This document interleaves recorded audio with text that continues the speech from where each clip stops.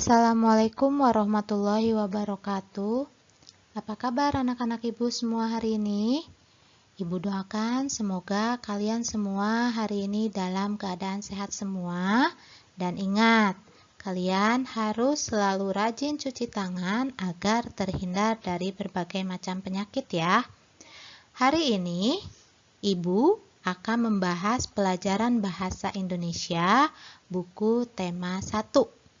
Mengenai apa? Mengenai gagasan pokok dan gagasan pendukung.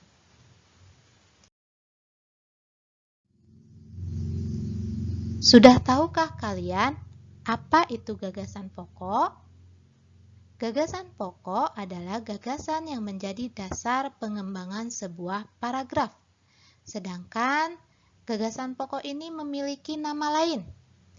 Biasa kadang kita mendengar ada yang menyebutkan sebagai gagasan utama atau pikiran utama atau pikiran pokok ataupun pokok pikiran.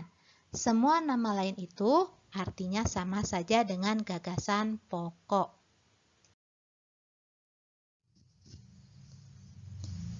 Nah, bagaimana langkah-langkah menentukan gagasan pokok? Yang ke-1 yaitu membaca seluruh paragraf dengan cermat.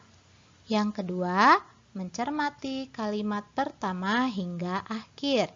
Yang ketiga, temukan gagasan pokok baik di awal, tengah, atau akhir paragraf. Yang keempat, tandai gagasan pokok tiap paragraf.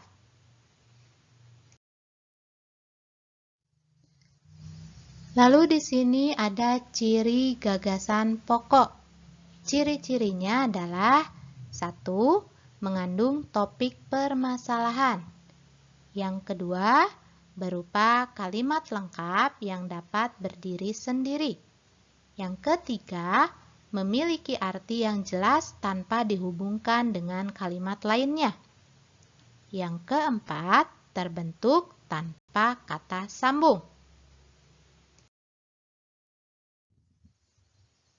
Nah, setelah kalian memahami apa itu gagasan pokok, kita berlanjut mempelajari apa itu gagasan pendukung. Karena biasanya dalam satu paragraf pasti akan ada gagasan pokok dan gagasan pendukung. Nah, di sini apa itu gagasan pendukung? Gagasan pendukung adalah gagasan yang berfungsi menjelaskan gagasan pokok. Gagasan ini berisi lebih dari satu kalimat. Lalu kemudian gagasan pendukung juga memiliki ciri-ciri, yaitu kalimat-kalimat yang terdapat dalam sebuah paragraf berisi penjelasan dari topik utama atau gagasan pokok. Sekarang kita akan mempelajari jenis dari paragraf berdasarkan letak gagasan pokok.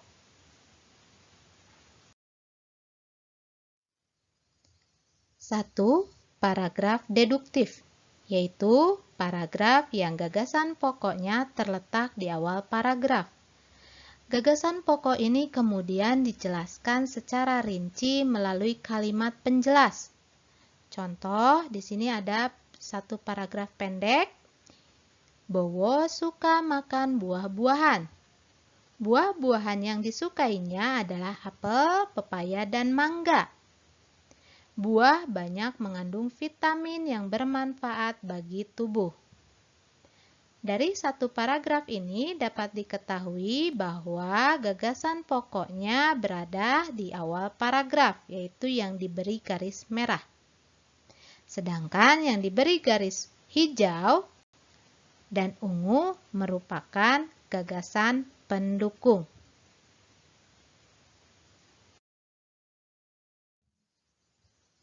Yang kedua ada paragraf induktif, yaitu paragraf yang gagasan pokoknya terletak pada akhir paragraf.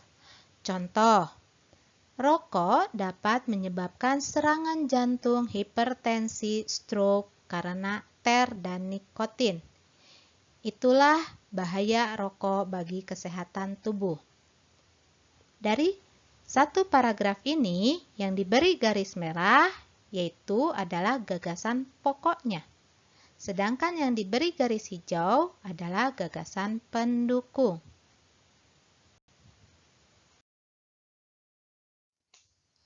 Nah, yang terakhir adalah paragraf campuran. Apa itu paragraf campuran? Yaitu paragraf yang memiliki dua kalimat gagasan pokok yang berada di awal dan akhir paragraf. Contoh, manfaat jeruk nipis sangatlah banyak. Jeruk nipis dapat digunakan sebagai obat batuk alami. Jeruk nipis juga dapat dibuat minuman segar. Jeruk nipis juga dapat digunakan sebagai bumbu dapur. Ternyata banyak sekali manfaat jeruk nipis bagi kita. Nah, pada paragraf pendek ini yang diberi garis merah berada di awal dan di akhir kalimat merupakan gagasan pokok. Sedangkan yang diberi garis hijau dan ungu merupakan gagasan pendukung.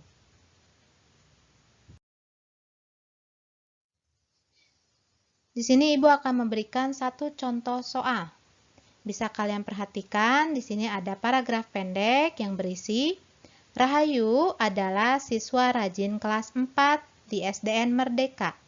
Ia selalu mengerjakan PR dan tugas tepat waktu. Oleh sebab itu, nilainya selalu bagus, meskipun ia mendapat gelar sebagai siswa rajin. Ia tidak pernah sombong terhadap teman-temannya. Nah, itu adalah contoh soalnya. Lalu bagaimana kita menuliskan jawabannya?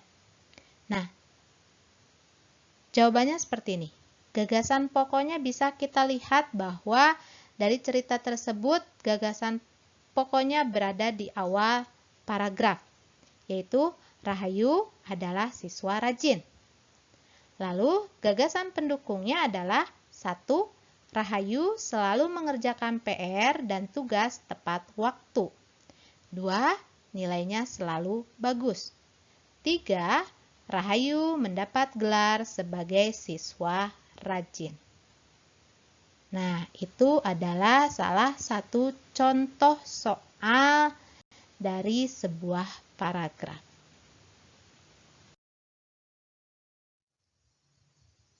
Itulah materi Bahasa Indonesia tema 1 mengenai gagasan pokok dan gagasan pendukung. Mudah-mudahan kalian dapat memahaminya dengan baik ya. Jika masih ada yang belum paham atau belum mengerti, kalian bisa langsung menghubungi nomor Ibu. Sekian dari Ibu. Billahi taufiq wal hidayah. Assalamualaikum warahmatullahi wabarakatuh.